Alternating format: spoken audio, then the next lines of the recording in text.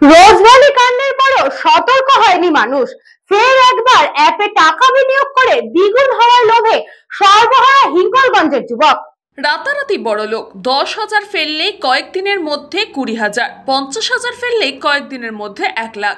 রোজার treasure NFT কুরকুরি নামে অ্যাপের টাকা বিনিময় করে মাথায় হাত বসিরহাট তৎসহ হিঙ্গলগঞ্জের যুবকের। সারদা রোজভ্যালি কাণ্ডের পর সচেতন হয়নি সাধারণ মানুষ। অনলাইনে নতুন কায়দা গড়ে ওঠায় এই প্রতারণার ফাঁদে পা দিয়েছেন তারা। টাকা কে নিচ্ছে, কোথায় খাটাচ্ছে কিংবা কোথায় লগ্নি করা হচ্ছে সবটাই অন্ধকারে। গ্রাহকদের হাতে লণ্ঠন হিসাবে ধরিয়ে দেওয়া হচ্ছে একটা কোড নম্বর, যার প্রতীকী নাম ট্রেজার এনএফটি কুরকুরি। তবে শুধুমাত্র ট্রেজার এনএফটি নয়, এই ধরনের আরও বেশ কয়েকটি মাধ্যমে টাকা বিনিয়োগ করে আর তুলতে পারছেন না গ্রাহকরা। সেই চিন্তায় এক গ্রাহকের হাত ভাঙল।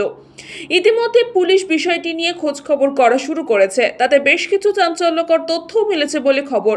ভয়ঙ্কর পরিণতির কথা আঁচ করে গ্রাহকদের সচেতন থাকার বার্তাও দিয়েছে পুলিশ। পুলিশ সূত্রে জানা গিয়েছে, ট্রেজার এনএফটি নামক এই অদৃশ্য ফান্ড ম্যানেজারের টাকা রেখে অনেকেই দ্বিগুণ টাকা পেয়েছেন।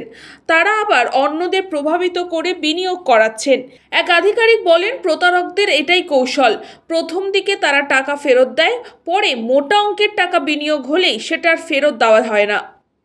এনএসবিআই ছিল, ওটা বন্ধ হয়ে গেছে। ওতেও বেশ কয়েক লোক টাকা পয়সা তুলেছে, কিন্তু লাস্টে একটা গেম এসেছিল কুরকুরে, ওটা অনেকেই তুলেছে। তারপরে কিছু বেশ কয়েকদিন বাদে বন্ধ হয়ে গেছে। ঠিক আছে, আমি করেছিলাম, আমার পুলিশই ছিল একজন, কিন্তু আমি টাকা মারিনি। কিন্তু টাকা মারিনি বলে বেঁচে গিয়েছে। অনেকজন আমার মতো অনেক লোক ফেঁসে গেছে তাদের এইসব লিখে খুলে।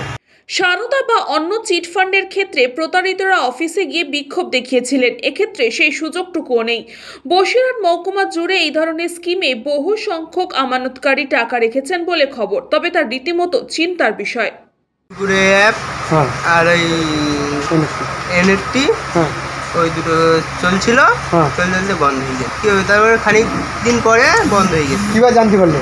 কীভাবে টাকা উইথড্র হচ্ছে না, টাকা হচ্ছে বলতে 1 সপ্তাহ টাইম দিতে হবে, কদিন টাইম দিতে হবে, এইভাবেই তো বন্ধ হয়ে গেছে। বসিরহাট থেকে সুকান্ত দাস, নিউজ বঙ্গ টাইম।